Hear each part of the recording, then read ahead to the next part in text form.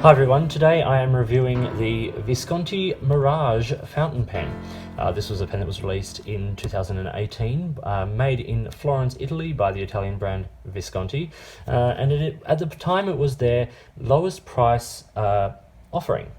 So let's look at it. This is how it comes packaged: cardboard sleeve over sort of the nice sort of sturdy cardboard box here. Lift off the lid and you have international warranty card, and then the pen in a plastic sleeve, and that's about it. Now, the pen itself is made from vegetal resin, and comes with a steel nib, a nib that has been designed for this pen, and is their new steel nib, and I think it's the same one that now is on the Visconti Breeze. It's a smaller nib, sort of around a number 4 sort of size, but really that's not a problem for me. It's quite nice. Let's do a quick rundown of the parts of the pen, and then we'll do a writing sample, and I'll tell you what I like and don't like. So let's start at the top. So the top, you can see over the top of the cap is the hinge of the clip, which is a spring-loaded clip, newly designed for once again for this pen, and the pen all the way down is faceted. This is the coral version, so it's sort of reddy orangey sort of color, and there are a range of different colors available. The cap swells up with these facets, with a band there that reads Mirage, and has made in Italy on the back there, and then some sort of laser etching, which is not too bad. Then after the cap, you get a little lip there, and then it tapers down to the end where you get the My Pen system, which you can replace this out with stones and your initials and things like that. That used to come on the top of a lot of the pens and still does, but for this model it has been moved to the bottom there. It is a magnetic closure, and what's nice about this magnetic closure is because of these little grooves on the end of the section there, it always lines up with the facets straight down the pen, as you can see there, which is nice. So you remove the cap, as I said, it's magnetic.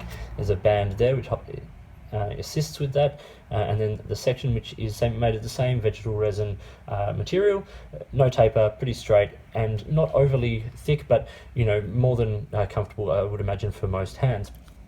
You then get the steel nib, as I said, and this is a broad with the 3 circles there. It says Visconti, Italy. It is a cartridge converter pen. You unscrew the barrel, and it takes standard international cartridges and converters. It came with one here. There are a few different sorts of converters that the pen comes with, depending on where you get it and when you get it, but it will come with a converter. And yeah, look, it's a fairly sort of nice standard pen. There's no threads to get in the way, but there is this step down from the barrel. Now, that shouldn't be a problem. It should be out of the way for most people, but if you hold your pen further back, you are definitely going to find that under your fingers. The size of the pen is okay. It's not a big pen, it's not a small pen, but it does fit nicely in the hand. It's got some size to it, so some girth, and the pen does post. Now, it does make it a little bit sort of back heavy and a bit with that sort of magnetic sort of mechanism in there, but it's not sort of too long to be sort of a problem, and the pen does sit sort of relatively well in the sort of webbing of the hand, unless you pinch grip, in which case it's out of the way and it becomes like a wand. So really, it's not a lot else sort of to this pen. As I said, this is at the point when this came out, this was the lowest priced pen in the Visconti range. And I think a nice offering sort of in this sort of price range, if the price point is just a little bit high, which I'll come back to in just a moment. But let's talk about measurements of the pen, and then we'll do a couple of size comparisons, a writing sample, and I'll say what I like and don't like. Okay, so the pen is 139 millimeters when it is posted. It is 123 when it is uncapped, 158 when it is posted. So not too bad. As I said, it posts relatively securely. It's not going to come off, at least. The section is around 10 millimeters in diameter, and the pen weighs 29 grams, of which 16 are in the body and 13 are in the cap. So there's a lot of weight from the pen that is in the cap of this pen. but it's a nice and attractive pen. I actually quite like the design. I'm a fan of facets on the pen, and these are sort of almost more than facets. These are almost sort of grooves, which is part of the design feature. The name Mirage came out of the idea of it being sort of an illusion, and everywhere you turn this pen, the light catches it differently, and with the material, it's always different from every angle, and because those facets, you sort of get a different sense of the pen. But it's a really attractive pen. I really quite like it. Let's do some size comparisons then.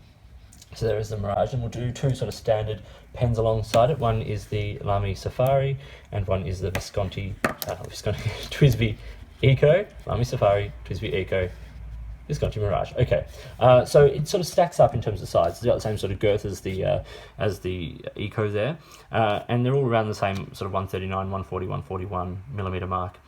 Now, if we uncap them, now you see the three pens. Of the three pens, the Visconti is immediately the shortest of the three, but posted, it sort of becomes quite sort of. I won't post the TWSBI because it doesn't post very well. It's still short, but it becomes sort of more sort of in line there with the Lamy Safari. A couple of other pens from different brands to look at. Now, what we'll do is we'll actually look at some Visconti pens alongside this Visconti pen. Now, the recent addition, of course, is the Breeze.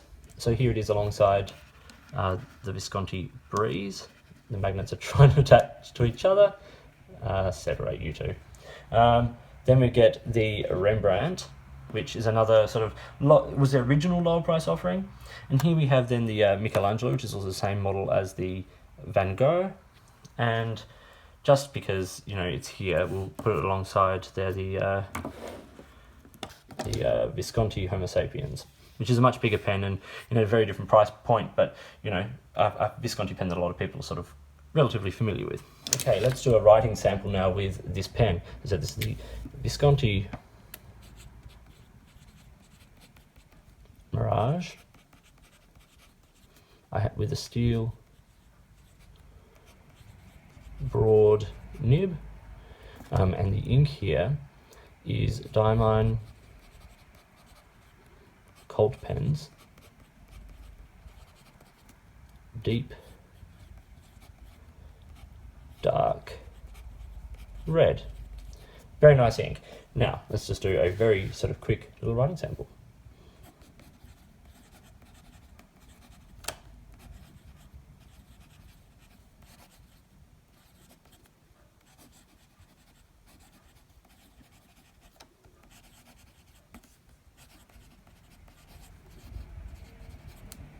Beautiful. It's smooth, it's wet. By the way, this is Clairefontaine paper, so, you know, it's high quality paper. Smooth, very, very smooth. And not overly broad. It is clearly a broad sort of nib, but, you know, it lays down a lovely line. It's sort of quite wet. Fast writing.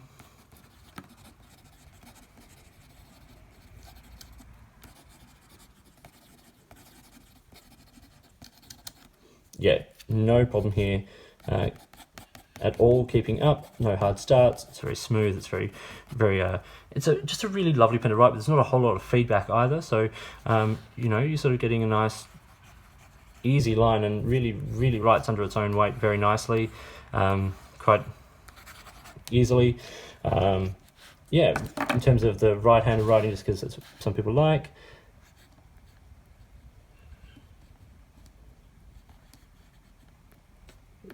It's beautifully smooth. There's not a lot of difference writing this left-handed and right-handed. Feedback remains about the same.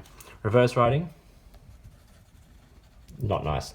You get a couple of words out if you needed to, but it's quite scratchy.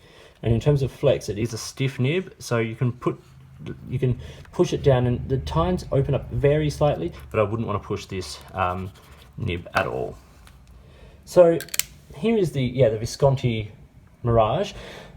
What are the pros and the cons? Okay, so the cons are quite limited, really. It does have a smaller nib. That's going to be an issue for some people. They're just not going to like that aesthetically, but it does write, as you can see, very beautifully. It's smooth, it's wet.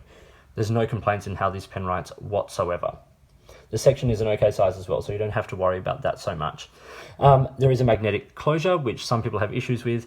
The idea is that they have corrected a lot of the issues from the earlier pens with the magnetic closures, so hopefully that won't be a problem with this model in terms of corrosion and the magnets falling out and all of those sorts of things.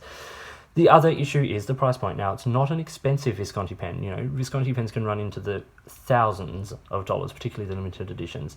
This has an MSRP on one particular American retailer of $159, with their sale price being $130 or the street price. Now, you can get it cheaper at other retails from, depending on where you're buying from, and if you're buying from Europe, you can get, without VAT and all those sorts of things. So, particular discounts and savings and things like that.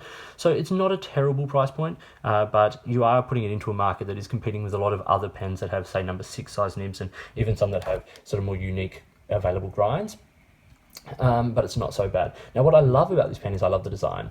I love the look of it. I love the feel of it in my hand. I love these facets. I also love the nib. Like I said, the small nib was a con, but it's not for me. It might just be for you. For me, this pen writes beautifully. It's a joy to write with. It's smooth and easy on, lays down a nice amount of ink. It's just a very, very pleasant pen to write with. I really like the material. I'll show this up close again. These sort of swirls of reds and oranges and browns just really are very, very beautiful. And this pen comes in 6 different colours. So this is the coral, which is the reddy one, amber, which is sort of a yellow, the horn, which is sort of that grey ground sort of colour, night blue, which is a dark blue, emerald, which is green, and aqua, which is sort of a more light blue. So there's something for everyone in this range, and at this price point, if you're looking for something that's like a step up or just a little bit more individual than some of the other pens at this sort of price point, although this does put it into just below some gold nib pens, but I think this has some interesting design features that make it unique. So yeah, that's the Visconti Mirage. I have to say I really like this pen. I'm glad I got it, and I think it's going to be in my collection for quite a while. I really like writing with it, so I have to say this is a really nice pen. I hope you found this video interesting and useful. If you did, give it a thumbs up and subscribe to the channel. Hit the notifications button if you want to stay up to date with the videos that I produce. Please feel free to get in touch using any of the platforms listed below. You can find me on Instagram or Twitter at @the_offstage_me. You can contact me on any of my videos here or drop me an email. Everything's sort of listed below. If you've got products you think I should be looking at, let me know. And if you've got a way you'd like to support the channel, get in touch and let's see what we can do. In the meantime, enjoy your pens, enjoy writing, and I'll talk to you later.